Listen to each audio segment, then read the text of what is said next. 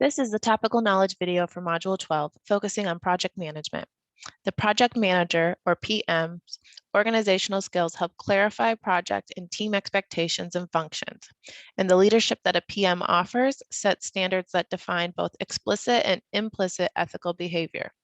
The PM defines and monitors the contractual and detailed project process tasks and milestones necessary to continually advance the project towards completion. And very importantly, the PM is also responsible for the financial details of how the architect is compensated for their services, both initially and as the project undergoes the inevitable changes that happen along the way. The emphasis of Module 12 is to examine the basic ways in which the project process can be managed, as well as multiple simultaneous projects can be managed together. And understanding the standard for project management on a typical project or on simultaneous typical projects, we might also see opportunities for development of alternative relationships that might enable new forms of practice. Relating to our topical knowledge subject for last week, evolving modes of practice, and our ongoing applied skills topic for this week, evolving skills becoming services. For those interested in further exploration of these topics, the elective course in project management might be considered, as a project manager essentially serves as the ringleader for all the moving parts of a project team and can truly set the tone for the entire project to be successful or to be a struggle right from the very beginning. The project manager's responsibilities range from planning, organizing, and staffing the project to facilitating the work. They must monitor progress and make sure the project concludes successfully, ensuring that all of the project closeout requirements have been met. So what does that look like within the scope of a project? They must lead the team and motivate others on their team to continue to move forward with the project and hopefully have a strong working environment while they do. They must lead the project documentation effort. So even though they might not be actually producing the documentation themselves, they're instrumental in making decisions about how the project will be documented and working with the team to make sure that the team has all the resources that they need to do so effectively.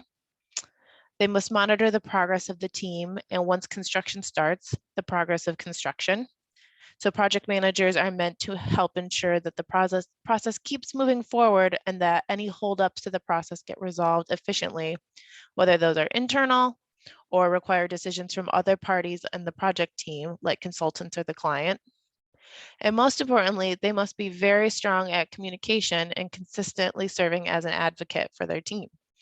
So because they are essentially guiding the entire process, it's important that the project manager communicates effectively the project requirements to their team and any needs of their team members to other parties within the project. So it's up to them to advocate for their team and the best interest of the project when decisions are being made and not agree to anything that jeopardizes the standard of care being maintained, such as unrealistic deadlines or deliverables. As the project manager for a project, you must balance both the project's professional service parameters and the building construction parameters. So what does that mean? You must maintain the integrity and quality of both the work that is being built and the quality of the service that's coming from your team. So the goal is to deliver a project that can be built to a high quality while remaining under the fee limitations and maintaining the profit to be earned on your project. So getting a building built successfully is only half the job for the construction manager. So how do project managers effectively balance all of their responsibilities on a project and manage the team successfully? A project work plan is set up before the team commences work on a project and is one of their main tools for doing so. A project work plan can be used to determine the fees needed before a project even starts and the budget available for tasks and hours among the necessary team members. Project work plans typically include some of these following elements. There's typically a project description, client requirements, and other planning information that's going to be needed throughout the process. There's usually a team organization chart, so that explains the roles of each of the members of the team, and a project directory, sometimes with contact information for each of the team members.